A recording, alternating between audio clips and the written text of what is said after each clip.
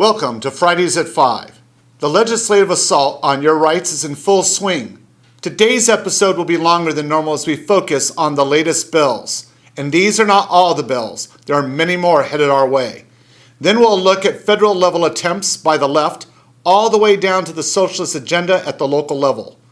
We will look at the complete assault on our borders against the Second Amendment in Nevada and the fake emergency in Oregon against upland hunting.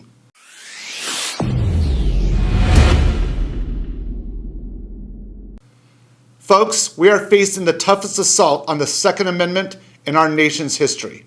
From the leftist agenda in Sacramento to the federal buildings in Washington, D.C., we're already witnessing bills being placed for last-minute attacks against our community. But today, we will start with the first of those bills.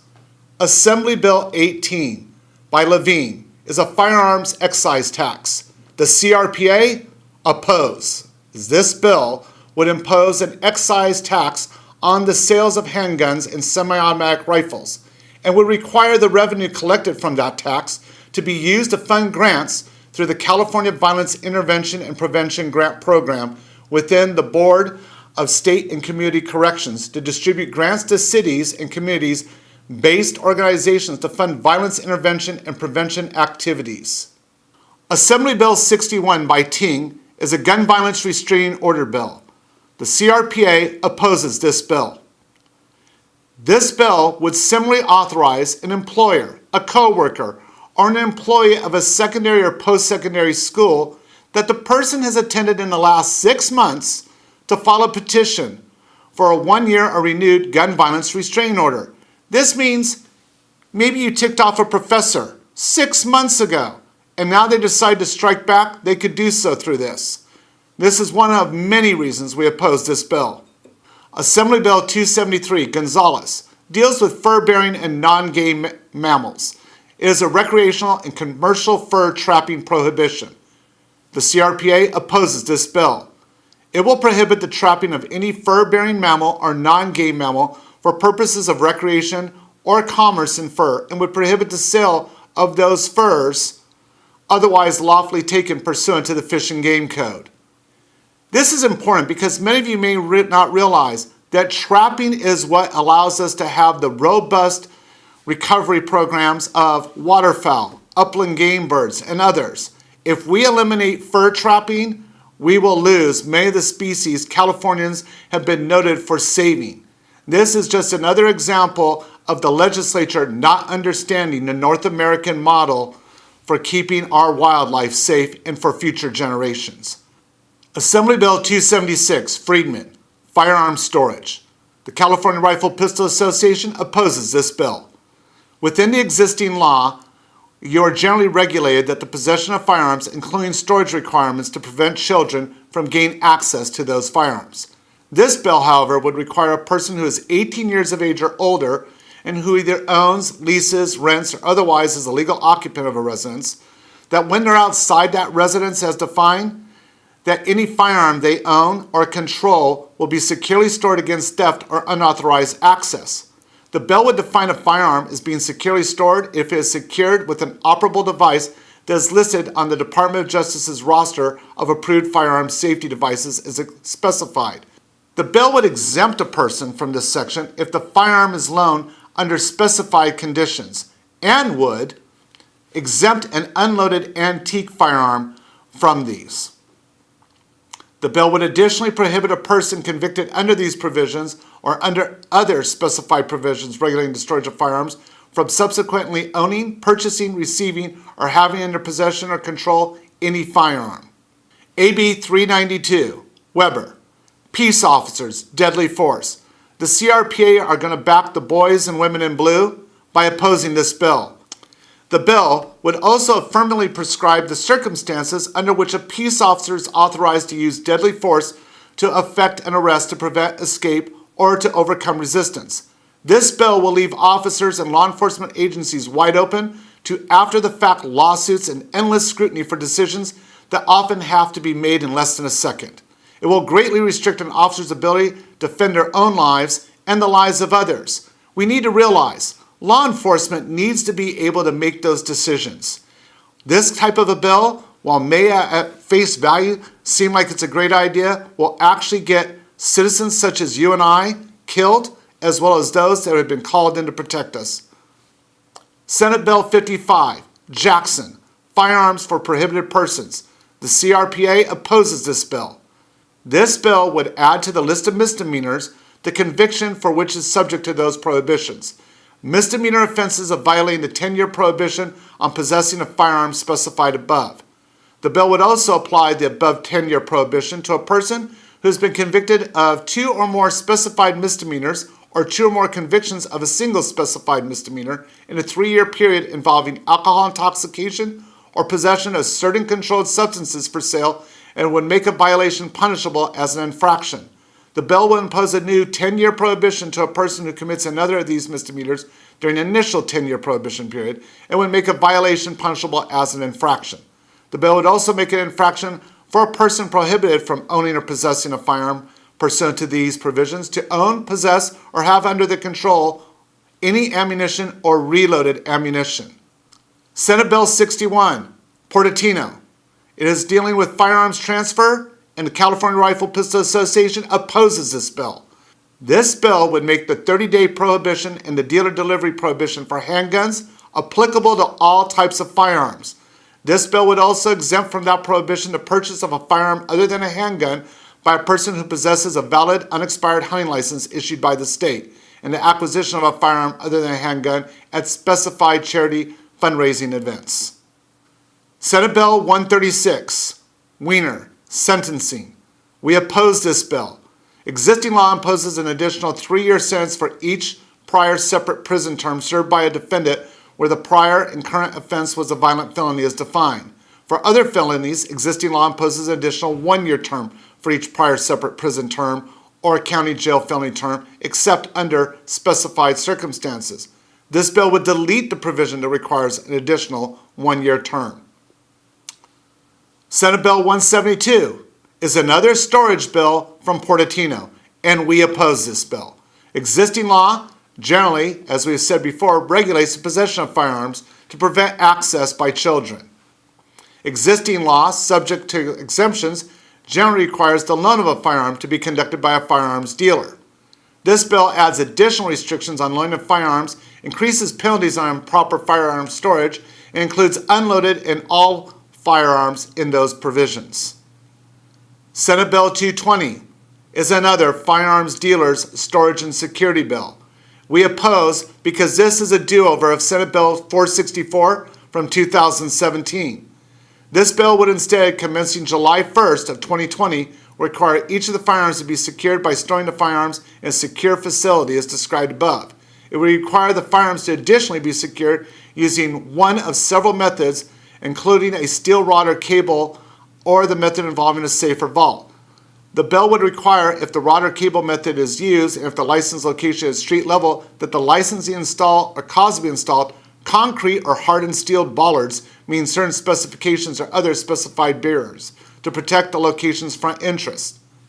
We have to realize that these types of bills are designed to make it so FFLs can no longer afford to do business in California and would force the closure of even more gun stores. And Senate Bill 281. This is the continuation of the attack on gun shows, specifically the Cow Palace in San Francisco. This bill will prohibit the sale of firearms or ammunition on any property owned, occupied, or operated by a district agricultural association or by another state agency, and would go into effect after January 1, 2020. We have to stop this bill. Our former Governor Brown had stopped it several times, but now with Governor Newsom in power, they're attempting again. And they will try to use this bill, if passed, to pass similar legislation that will outlaw gun shows at every state property in the state, thereby removing the gun show avenue for people to learn gun safety, to get training, to get the very things that they need to be a safer citizen. And yet, while the left says it's all about gun safety, this bill is all about removing safety from our citizens. Nancy Pelosi and her cohorts on the left are leading the charge at the national level by trying to claim that they're going to call a national emergency against gun violence, as the far left is moved on your rights being fought by the National Rifle Association. Pelosi's cohorts at the local levels in municipalities such as Los Angeles are fighting against the National Rifle Association by actively going after speech by association. This has got to stop. Ladies and gentlemen, this is a replay of what we saw under McCarthyism. What they are actually doing is going after your First Amendment rights. We have told you for years here at the California Rifle Pistol Association, this battle would not end with just your Second Amendment rights, that once they felt they could go after those, they would secure your First Amendment rights and take those away from you as well. What is going on from city councils in Los Angeles all the way to the left under Pelosi at the top is an assault on your First Amendment rights, that merely by being associated with the National Rifle Association somehow allows them to put all sorts of labels from racist to other heinous types of things being said about us. These are not true. No, they're not true. Many of you often will tell me, you know what, I'm done with California. I'm going to move elsewhere. And I often tell you, it's getting bad elsewhere. Here's just 2 examples this week. Our border state residents are under attack with the Nevada legislature working on Senate Bill 143, which will require mandatory registration of all firearms. In Oregon, they have Senate Bill 723. This bill is designed to eliminate hunting, especially with dogs, because it constitutes that anybody participating in a contest, competition, tournament, derby, and any other word you want to choose, for the objective of taking wildlife for prizes, other inducements, or for the purpose of entertainment. But I want you to think about this. While these sound bites sound probably fairly good to the average American, let's look at dogs. You take your Labrador, the #1 breed here in the United States, out for a dog hunt test, where birds are used, and dogs would fall under this bill and those provisions. When your dog goes out and retrieves that bird, it is called, and has been since before this country was founded, the prize. Because the dog title is a prize, it would make the whole act illegal. So in effect, this bill is to take out hunting dogs in the state of Oregon.